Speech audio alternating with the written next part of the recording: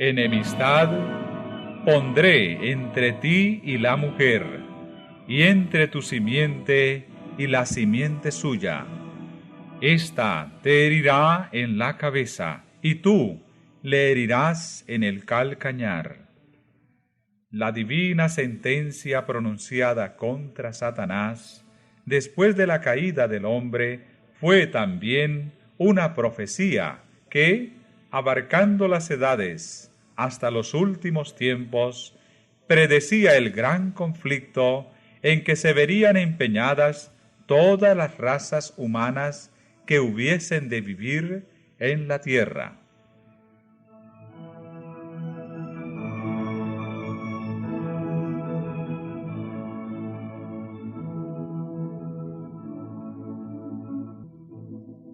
Dios declara: enemistad pondré.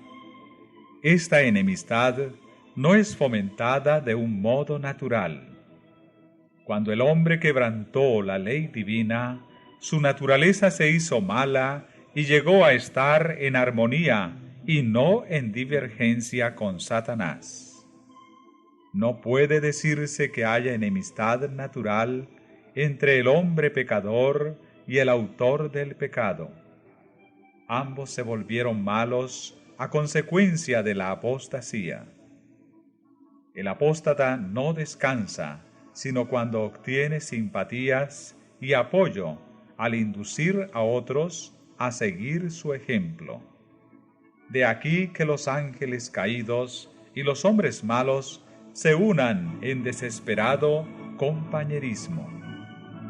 Si Dios no se hubiese interpuesto especialmente, Satanás y el hombre se habrían aliado contra el cielo, y en lugar de albergar enemistad contra Satanás, toda la familia humana se habría unido en oposición a Dios.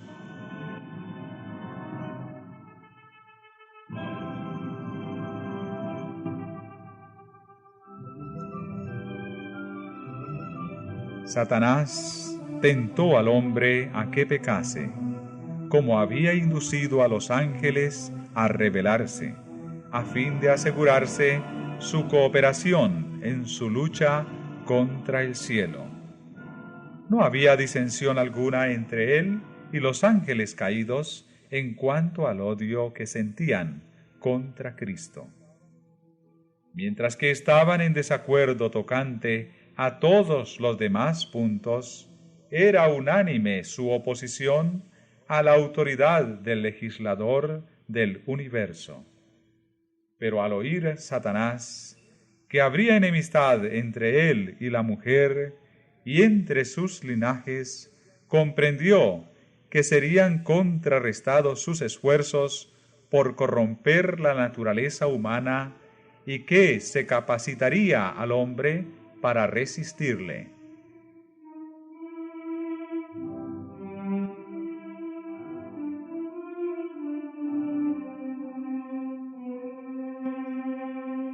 Lo que enciende la enemistad de Satanás contra la raza humana es que ella, por intermedio de Cristo, es objeto del amor y de la misericordia de Dios. Lo que él quiere entonces es oponerse al plan divino de la redención del hombre, deshonrar a Dios mutilando y profanando sus obras, causar dolor en el cielo y llenar la tierra de miseria y desolación, y luego señala todos estos males como resultado de la creación del hombre por Dios.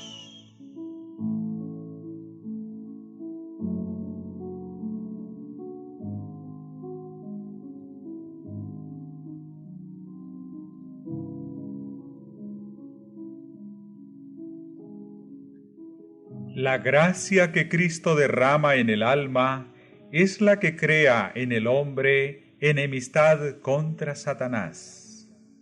Sin esta gracia transformadora y este poder renovador, el hombre seguiría siendo esclavo de Satanás, siempre listo para ejecutar sus órdenes.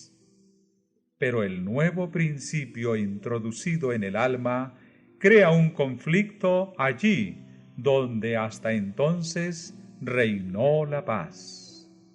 El poder que Cristo comunica habilita al hombre para resistir al tirano y usurpador.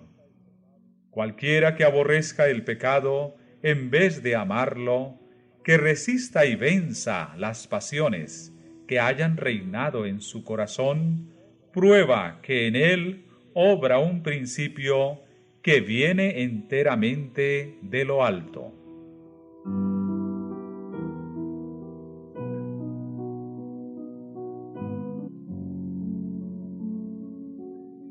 El antagonismo que existe entre el Espíritu de Cristo y el espíritu de Satanás se hizo particularmente patente en la forma en que el mundo recibió a Jesús. No fue tanto porque apareció desprovisto de riquezas de este mundo, de pompa y de grandeza, por lo que los judíos le rechazaron.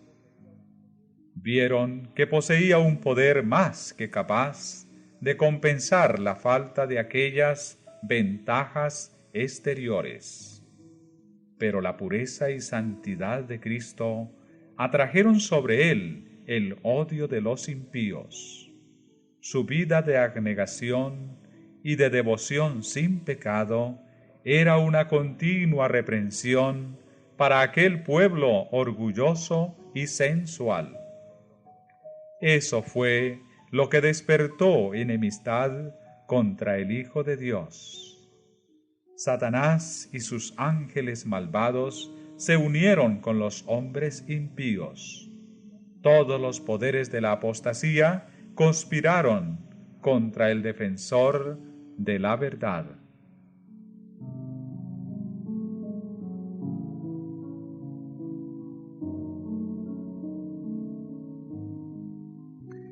La misma enemistad que se manifestó contra el Maestro se manifiesta contra los discípulos de Cristo. Cualquiera que se dé cuenta del carácter repulsivo del pecado y que con el poder de lo alto resista a la tentación, despertará seguramente la ira de Satanás y de sus súbditos. El odio a los principios puros de la verdad, las acusaciones y persecuciones contra sus defensores existirán mientras existan el pecado y los pecadores.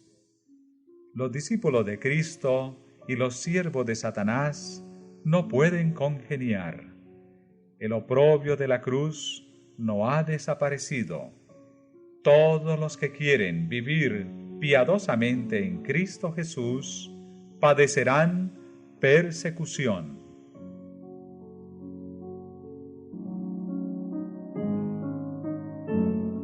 Los agentes de Satanás obran continuamente bajo su dirección para establecer su autoridad y para fortalecer su reino en oposición al gobierno de Dios.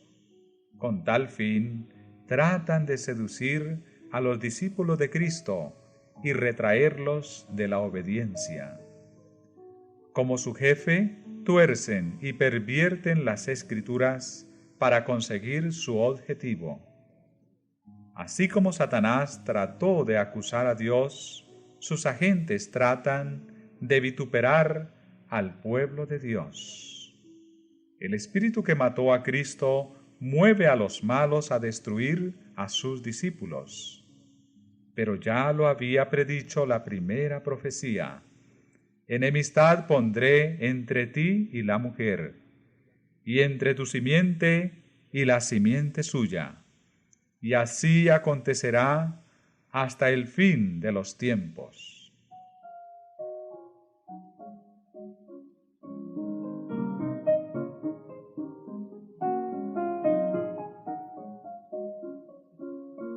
Satanás reúne todas sus fuerzas y lanza todo su poder al combate.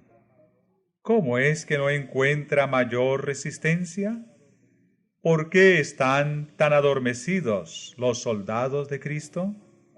¿Por qué revelan tanta indiferencia? Sencillamente porque tienen poca comunión verdadera con Cristo, porque están destituidos de su espíritu. No sienten por el pecado la repulsión y el odio que sentía su Maestro. No lo rechazan como lo rechazó Cristo, con decisión y energía. No se dan cuenta del inmenso mal y de la malignidad del pecado, y están ciegos en lo que respecta al carácter y al poder del príncipe de las tinieblas. Es poca la enemistad que se siente contra Satanás y sus obras, porque hay mucha ignorancia acerca de su poder y de su malicia, y no se echa de ver el inmenso alcance de su lucha contra Cristo y su Iglesia. Multitudes están en el error a este respecto. No saben que su enemigo es un poderoso general que dirige las inteligencias de los ángeles malos y que, merced a planes bien combinados y a una sabia estrategia, guerrea contra Cristo para impedir la salvación de las almas. Entre los que profesan el cristianismo y hasta entre los ministros del Evangelio, apenas si se oye hablar de Satanás, a no ser tal vez de un modo incidental desde lo alto del púlpito. Nadie se fija en las manifestaciones de su actividad y éxito continuos.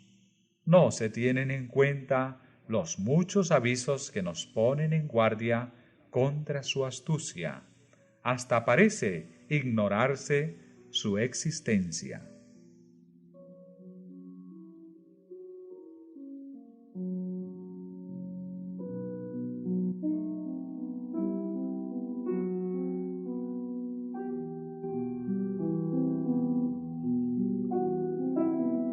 Mientras los hombres desconocen los artificios de tan vigilante enemigo, éste les sigue a cada momento las pisadas.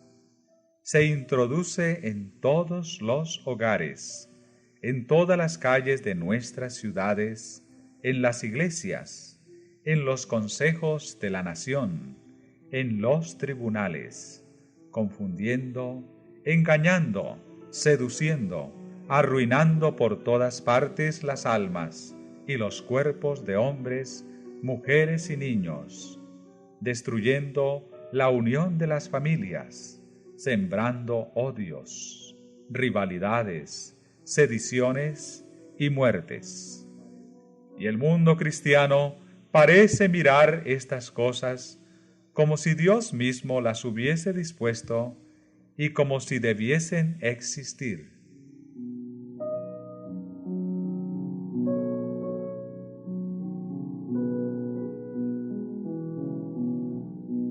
Satanás está tratando continuamente de vencer al pueblo de Dios, rompiendo las barreras que lo separan del mundo. Los antiguos israelitas fueron arrastrados al pecado cuando se arriesgaron a formar asociaciones ilícitas con los paganos. Del mismo modo se descarría el Israel moderno. El Dios de este siglo cegó los entendimientos de los incrédulos, para que no les resplandezca la lumbre del Evangelio de la gloria de Cristo, el cual es la imagen de Dios. Todos los que no son fervientes discípulos de Cristo son siervos de Satanás. El corazón aún no regenerado ama el pecado y tiende a conservarlo y paliarlo. El corazón renovado aborrece el pecado y está resuelto a resistirle. Cuando los cristianos escogen la sociedad de los impíos e incrédulos, se exponen a la tentación. Satanás se oculta a la vista y furtivamente les pone su venda engañosa sobre los ojos. No pueden ver que semejante compañía es la más adecuada para perjudicarles, y mientras más se van asemejando al mundo en carácter, palabras y obras, más y más se van cegando.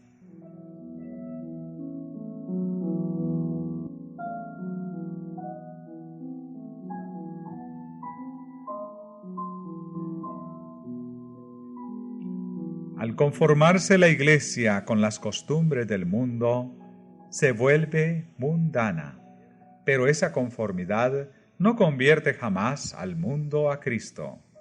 A medida que uno se familiariza con el pecado, éste aparece inevitablemente menos repulsivo. El que prefiere asociarse con los siervos de Satanás, dejará pronto de temer al Señor de ellos. Cuando somos probados en el camino del deber, cual lo fue Daniel en la corte del rey, podemos estar seguros de la protección de Dios.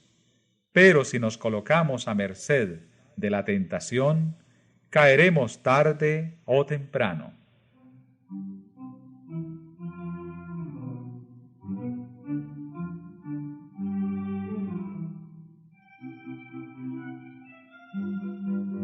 El tentador obra a menudo con el mayor éxito por intermedio de los menos sospechosos de estar bajo su influencia.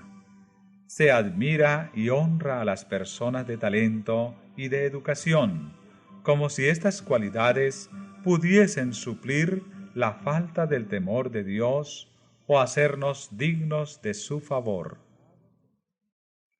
Considerados en sí mismos, el talento y la cultura son dones de Dios. Pero cuando se emplean para sustituir la piedad, cuando en lugar de atraer al alma a Dios, la alejan de Él, entonces se convierten en una maldición y un lazo. Es opinión común que todo lo que aparece amable y refinado debe ser, en cierto sentido, cristiano.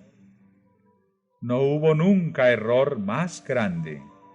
Cierto es que la amabilidad y el refinamiento deberían adornar el carácter de todo cristiano, pues ambos ejercerían poderosa influencia en favor de la verdadera religión. Pero deben ser consagrados a Dios, o de lo contrario, son también una fuerza para el mal. Muchas personas cultas y de modales afables que no cederían a lo que suele llamarse actos inmorales son brillantes instrumentos de Satanás. Lo insidioso de su influencia y ejemplo los convierte en enemigos de la causa de Dios, más peligrosos que los ignorantes.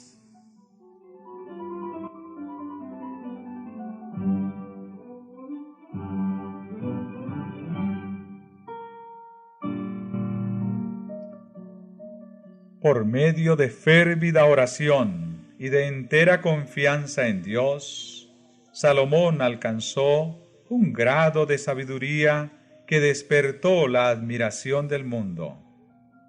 Pero cuando se alejó de la fuente de su fuerza y se apoyó en sí mismo, cayó presa de la tentación.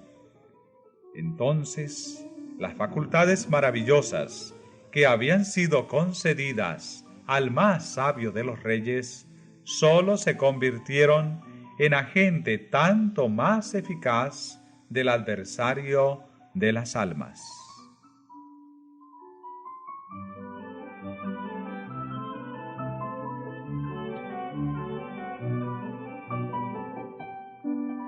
Mientras que Satanás trata continuamente de cegar sus mentes para que no lo conozcan, los cristianos no deben olvidar nunca que no tienen que luchar contra sangre y carne, sino contra principados, contra potestades, contra señores del mundo, gobernadores de estas tinieblas, contra malicias espirituales en los aires. Esta inspirada advertencia resuena a través de los siglos hasta nuestros tiempos. Sed templados y velad, porque vuestro adversario el diablo, cual león rugiente, anda alrededor buscando a quien devore. Vestíos de toda la armadura de Dios, para que podáis estar firmes contra las acechanzas del diablo.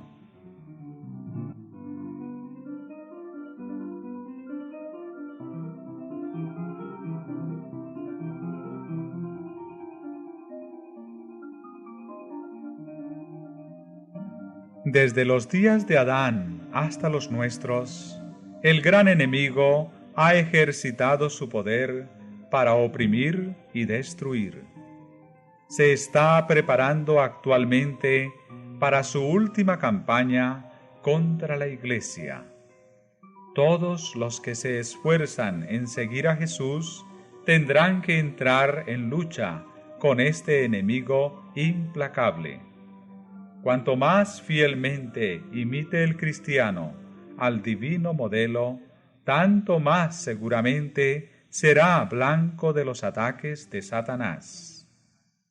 Todos los que están activamente empeñados en la obra de Dios, tratando de desenmascarar los engaños del enemigo y de presentar a Cristo ante el mundo, podrán unir su testimonio al que da San Pablo cuando habla de servir al Señor con toda humildad y con lágrimas y tentaciones.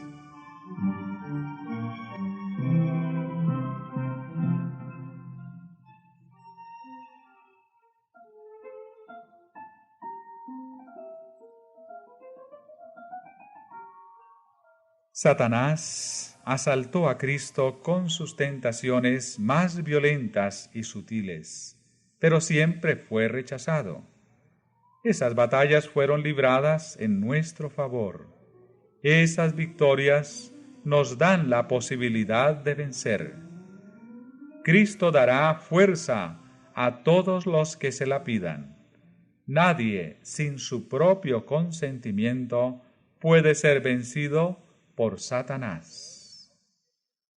El tentador no tiene el poder de gobernar la voluntad o de obligar al alma a pecar. Puede angustiar, pero no contaminar. Puede causar agonía, pero no corrupción. El hecho de que Cristo venció debería inspirar valor a sus discípulos para sostener denodadamente la lucha contra el pecado y Satanás.